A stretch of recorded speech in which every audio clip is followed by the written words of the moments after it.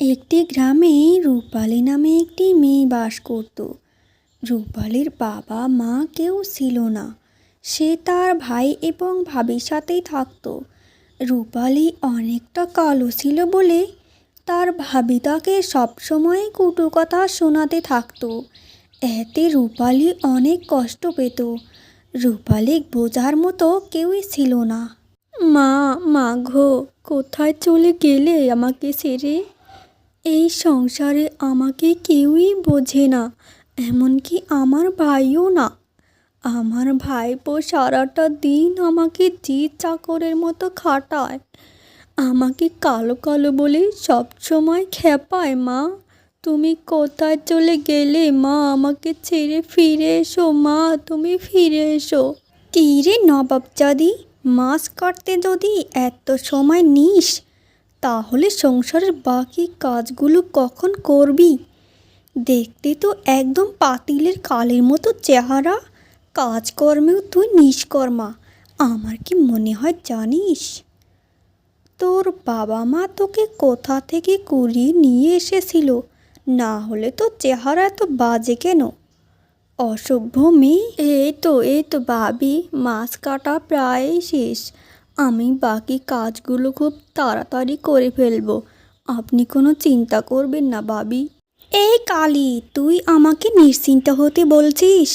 তুই তো আমাকে হাজারটা রকম চিন্তায় ফেলে রেখেছিস। তাড়াতাড়ি দেখে দেখে কাজগুলো করে রে কালি, না হলে কিন্তু তোর মৃত্যুটা আমার হাতেই লেখা আছে। গিন্নি, কি হয়েছে তোমার? তুমি সব সময় মুখটা এরকম বেজার করে রাখো যে। তোমার এরকম চেহারা দেখলে আমার একদম ভালো লাগে না গিন্নি। বলো না, কি হয়েছে তোমার? এইভাবে থেকো না গো। তুমি জানো না কি হয়েছে আমার? আমার আর ভালো লাগছে না, জানো তো। তোমার ওই কালী বোনটার জন্য আমার কত কথা শুনতে হয়। সবাই বলে তোমার কালী বোনটার জন্য আমার ঘরে সব উজ্জ্বলতা নষ্ট হয়ে গিয়েছে। তুমি যেভাবেই হোক ওর একটা বিয়ের ব্যবস্থা করো। আমার আর ভালো লাগছে না ওই মেয়ে।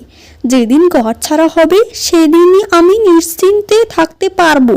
আরে গিন্নি, তুমি একদম চিন্তা করো না। আমি পাশের গাঁয়ের একটা পরিবারকে হাতে পায়ে ধরে রাজি করিয়েছি যেন ওরা রূপালীকে ওদের ঘরের বউ হিসাবে মেনে নেয়। আগামীকালকে ওরা দেখতে আসবে। জানো তো গিন্নি, তোমার কষ্টের দিন এবার শেষ। যাক, খবরটা শুনে একটু শান্তি লাগছে। তা তুমি খুব ভালোই কাজ করছো। এখন যদি ও চলে যায় তাহলে আমি একটু শান্তিতে থাকতে পারবো।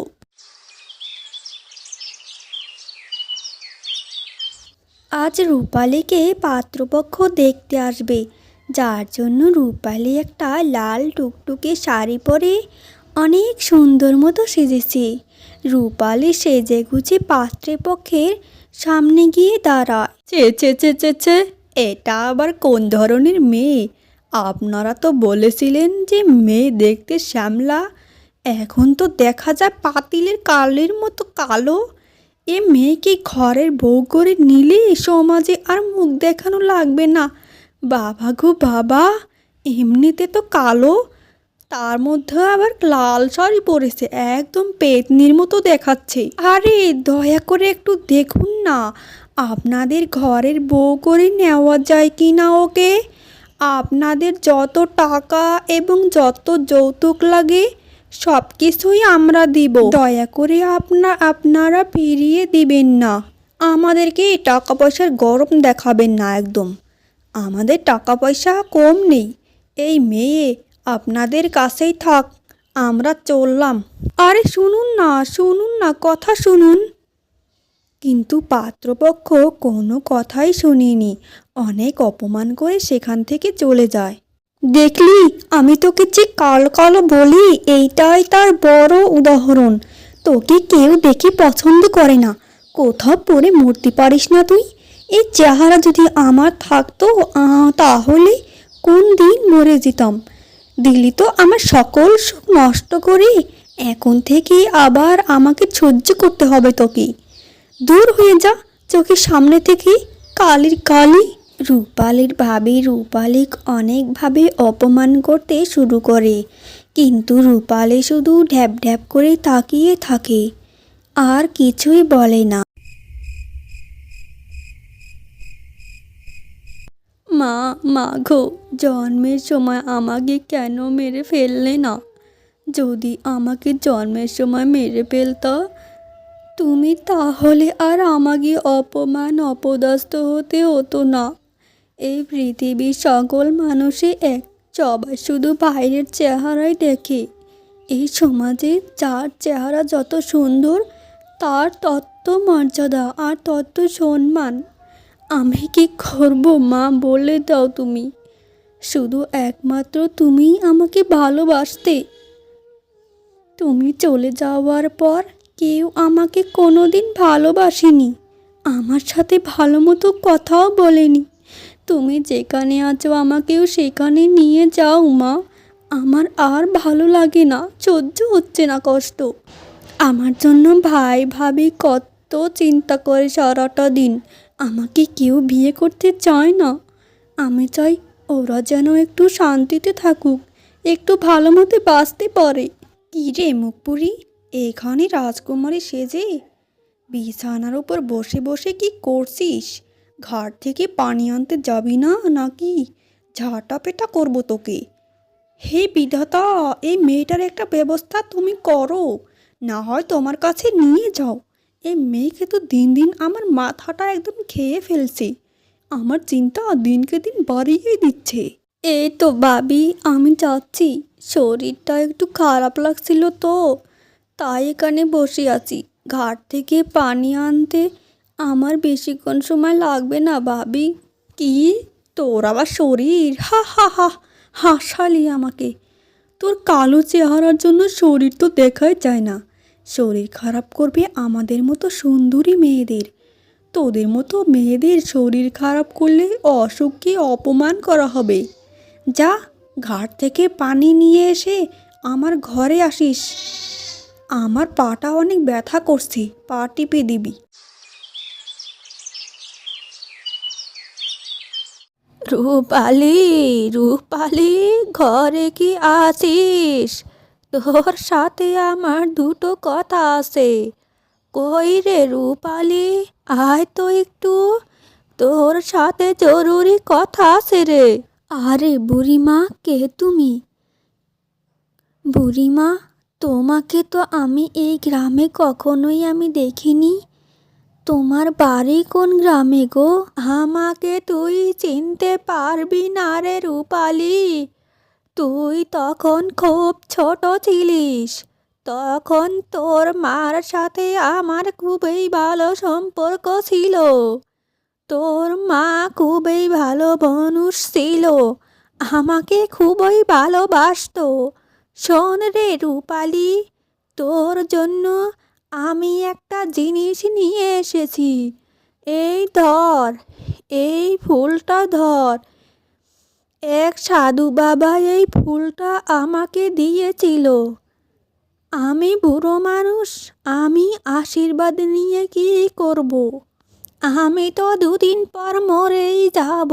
হঠাৎ তোর কথা মনে পড়ল, ভাবলাম বেচারি আমাকে কতই না সাহায্য করেছে জীবনে, তাই তোকেই ফুলটা দিয়ে আসি, আর তোর খোঁজটাও নিয়ে আসি।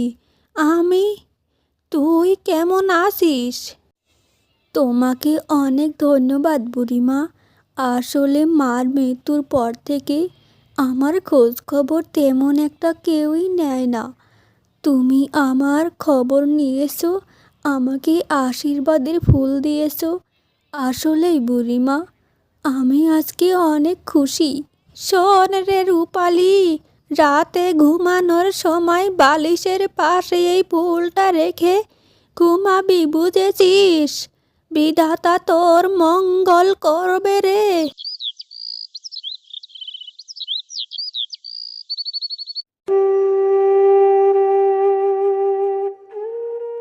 মা, আজকে মনে হলো আমার মা এসে আমার খোঁজ খবর নিচ্ছে। বছরের পর বছর যে কষ্ট আমার বুকে চাপা ছিল, সে কষ্ট একেবারে লাঘব হয়ে গেছে বুড়িমা। বুড়িমার কথা মতো মাথার পাশে ফুলটা রেখে দেয়।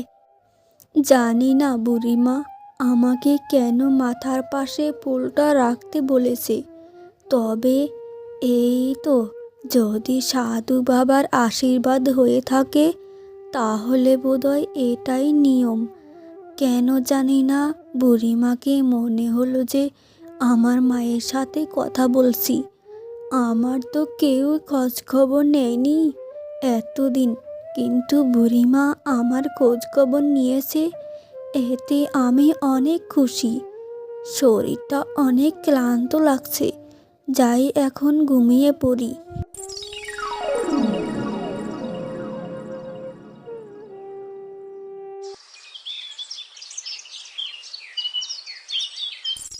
এ মা, এটা কি করে হলো? আমার গায়ের রং ওরকম দুধে আলতা হয়ে গেল কি করে?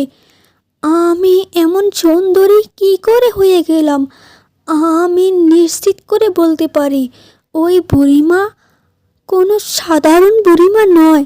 উনি হয়তো কোনো সাধু বাবা বুড়িমার রূপ নিয়ে এসেছিলেন। মা, দেখো তোমার মেয়ে কত সুন্দরী হয়ে গেছে।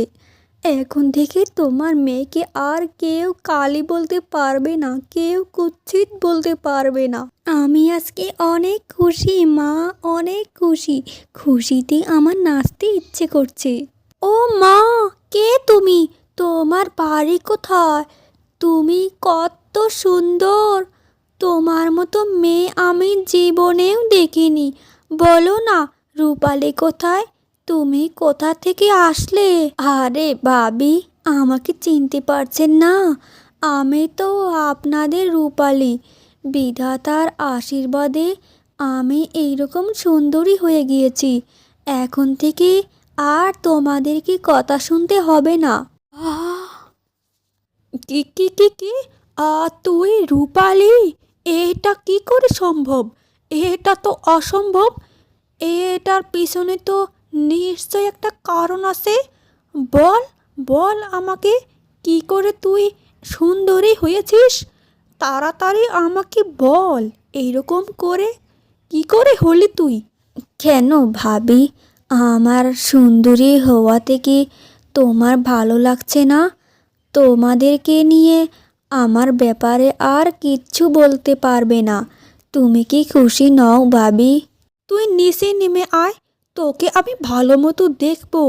তুই এত সুন্দরী হয়েছিস কি করে? আমাকে তাড়াতাড়ি বল, না হলে কিন্তু একটা গড়বড় করে ফেলবো। ভাবি, আপনি এরকম পাগলামি করছেন কেন? আপনি আপনি তো যথেষ্ট সুন্দরী। সুন্দরী না ছয়, তুই আমাকে তাড়াতাড়ি বল এটা কিভাবে করলি? আ আমি আরো আরো সুন্দরী হব। আমি আমি এই পৃথিবীর সব থেকে সুন্দরী হয়ে দেখাবো তোকে। তোর থেকে 100 গুণ সুন্দরী হতে চাই। তাড়াতাড়ি বল আমায়। তারপর রূপা তার ভাবিকে সকল কথা খুলে বলে।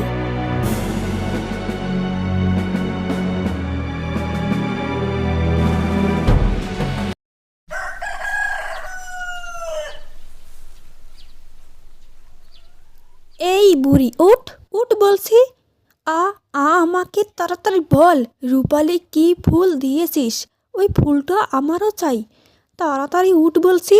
এই তো, বুড়ির ঘুম ভেঙেছে। এই বুড়ি, তাড়াতাড়ি আমাকে গোলাপ ফুলটা দে, সুন্দরী হওয়ার ফুল। কি রে মেয়ে, তোর ব্যবহার এমন কেন? আমার সাথে এরকম ভাবে কথা বলেছিস কেন? মন থেকে দেওয়া জিনিস আর জোর করে নেওয়া জিনিসের মধ্যে অনেক অনেক পার্থক্য। তা তুই বুঝতে পারবি রে মেয়ে। তোর বাণী কথা তোর কাছেই রাখ। তুই কি আমাকে ফুলটা দিবি, নাকি তোকে আমি গলা টিপে মেরে ফেলবো? এই নে রে, ফুলটা ধর। আর শুনে রাখ, এত লোভ ভালো নয়। তোকে আমি আবারও বলছি, জোর করে নেওয়া জিনিস আর মন থেকে দেওয়া জিনিসের মধ্যে আকাশ পাতাল পার্থক্য। চুপ কর, দুদিন পরে মরে যাবি আর আমাকে বানি কথা শোনাতে আসিস না। আগামীকাল থেকে আমি এই পৃথিবীর সব থেকে সুন্দরী নারী হয়ে যাব।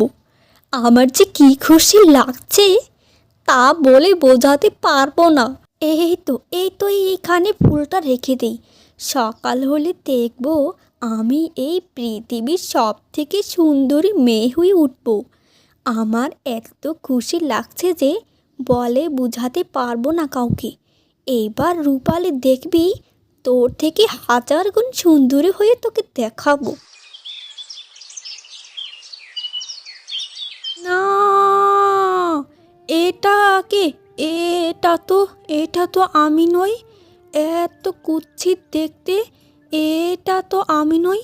আমার এটা কি হাল হলো? আমি এরকম হয়ে গেলাম কি করে? আমার তো পৃথিবীর সব থেকে সুন্দরী হওয়ার কথা ছিল। এইরকম এইরকম তো কথা ছিল না। আমি এখন কি করব? কি করে সমাজে আমি মুখ দেখাবো? কি হবে আমার? হায় রে বিধাতা, এগুলো কি হলো আমার সাথে? আমি আর বাঁচতে চাই না। আমাদের সমাজে যে যেই রকম হোক না কেন, তাদেরকে নিয়ে কখনোই কটু কথা বলতে নেই, কারণ সবাই বিধাতার সৃষ্টি। কেউ একটু বেশি সুন্দরী তো কেউ একটু কম। আমাদের উচিত চেহারা সৌন্দর্য থেকে মনের সৌন্দর্য প্রাধান্য দেওয়া।